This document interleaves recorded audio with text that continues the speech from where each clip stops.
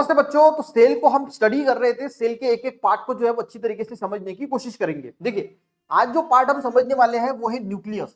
अब न्यूक्लियस जो होता है ना उसको समझने की कोशिश करेंगे, एक एक पार्ट को अच्छी तरीके से समझने की कोशिश करेंगे न्यूक्लियस की। देखिए ये प्लांट सेल है और ये एनिमल सेल है। यहाँ पे आपको जो है वो न्यूक्लियस नजर आ रहा है और यहाँ पे एनिमल सेल में यहाँ पे न्यूक्लियस नजर आ रहा है। तो सबसे पहले आपको ये समझना होगा कि न्यूक्लियस जो है वो सेल के अंदर सबसे लार्जेस्ट पार्ट होता है, यानी सबसे बड़ा जो पार्ट होता है वो होता है न्यूक्लियस, और ये स्पेरिकल शेप का होता है, स्पेरिकल शेप का होता है और लार्जेस्ट पार्ट होता है।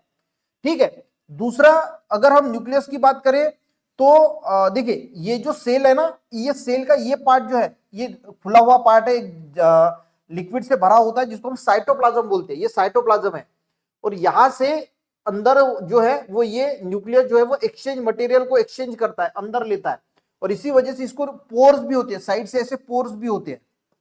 ठीक है।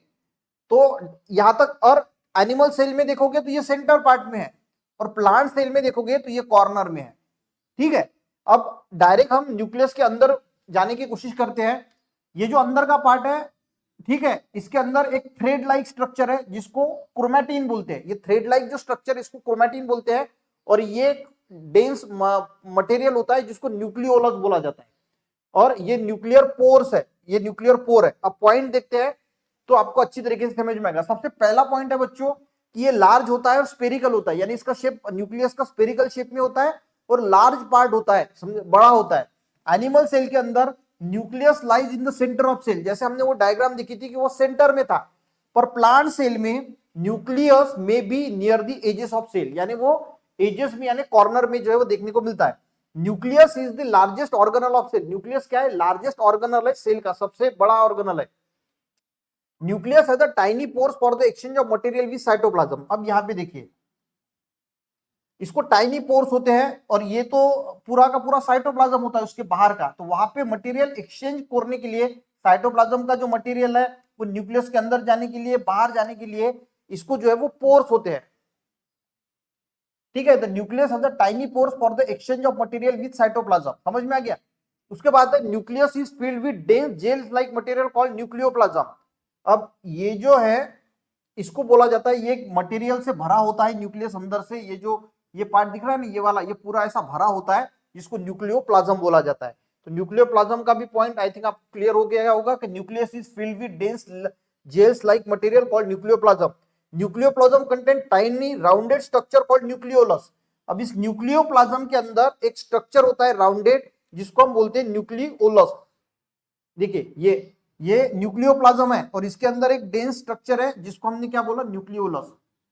डायग्राम निकाल लेना, पॉइंट लिख लेना, आपको धीरे धीरे समझ में आ जाएगा।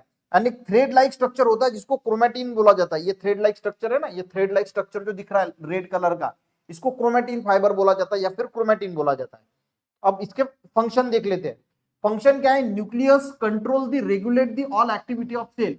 तो सेल की सारी एक्टिविटी को कंट्रोल करना और रेगुलेट करना, ये फंक्शन है न्यूक्लियस का। और ये it carry the genetic material, जो जेनेटिक मटेरियल होता है जो पेरेंट्स से ऑफस्प्रिंग में कैरी करता है, इसके लिए भी ये बहुत इंपॉर्टेंट होता है। It carry the genetic material which is transfer from parent to offspring, यानी पेरेंट से बच्चों में जो चीजें ट्रांसफर होती है उसके लिए भी न्यूक्लियस जो है वो ये कैरी करता है।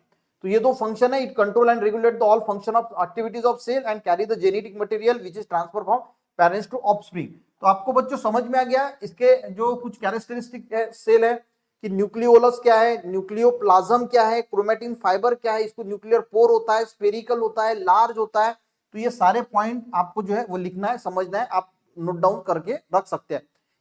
ये प्लांट सेल है और ये एनिमल सेल है। यहाँ पे ये न्यूक्लियस है और ये यहाँ का न्यूक्लियस यहाँ पे है। ठीक है। तो आई थिंक आपको अच्छी तरीके से समझ में आ गया होगा न्यूक्लियस क्या है।